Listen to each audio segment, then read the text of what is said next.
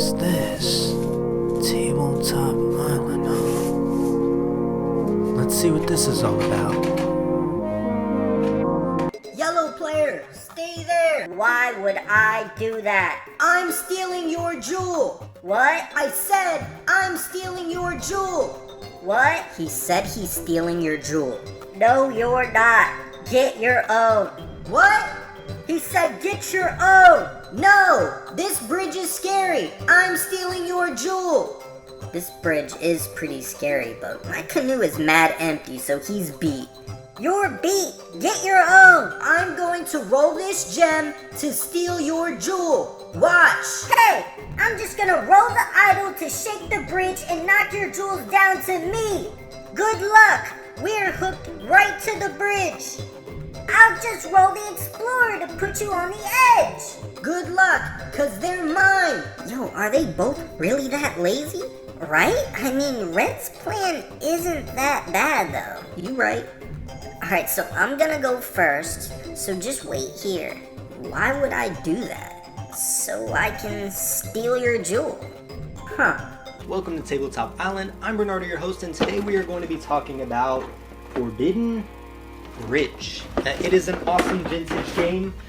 I think it's one of those games that people get really excited to add to their vintage board game collection. It's very popular. It was from Milton and Bradley.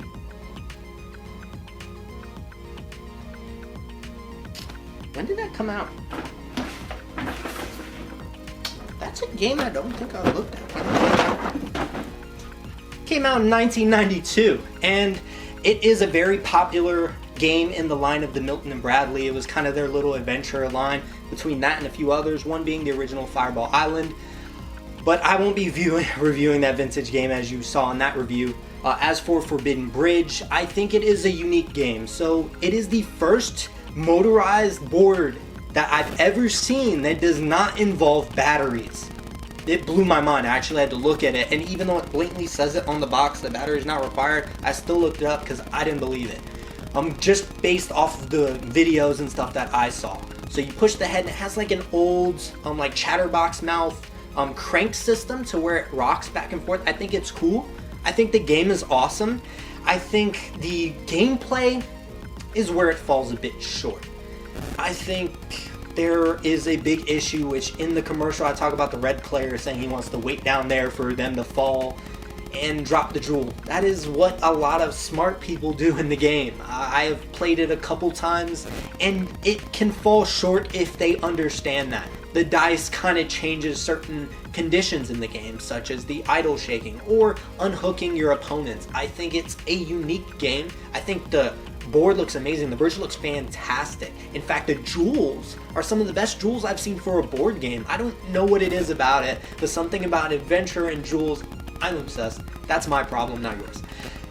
Anyway, the board itself, fantastic. The gameplay, again, it falls a bit short. I think if you play it without anyone claiming jewels that fell, I think the game is really hard. It might even drag a bit long. I think maybe if you gauge the rules a bit to where they can only get one on the ground rather than both, might make it a little better. Even with that, I think there's another way to create rules for this game. I'm going to challenge myself at some point to create better rules for it because I think there's a better way to play this game. I just haven't figured it out yet because I haven't played it enough. I've had it for quite some time. Do I recommend it? No. And I don't not recommend it because I don't think it's a great game. I think it's way too expensive. This is one of those few games, much like Tornado Rex, I want to say go out and buy. If you find it at a yard sale, yes, please go get it. It is very expensive, and if you get a good deal, you lucked out. And there are people that do, so be wary of that. And if you're buying it online for whatever reason, because you're crazy, maybe like me, or you find a crazy deal, make sure it's the full game and it's not just parts, because a lot of people seem to sell parts individually for this because there are a lot of pieces. As for the price, the game itself can be from like $200 to $300, very similar to Tornado Rex. I don't think the game is nearly as fun, so if you're trying to spend a lot of money on a vintage game, Tornado Rex, please do. This one, not so much. I think it falls short on the game mechanic, and there has to be a better way to play it. In terms of board, this is an amazing board. That alone, for me, sold it.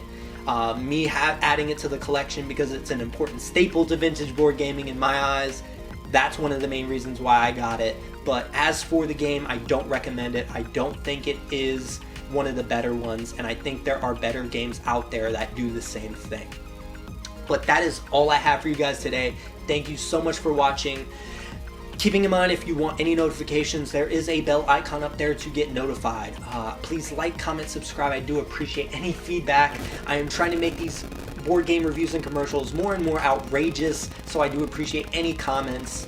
As for the reviews, Monday I do my regular reviews, Wednesday my weekly update/talks, and then on Friday is my vintage board game reviews. Thank you so much. That is all I have for you guys. See you guys next time.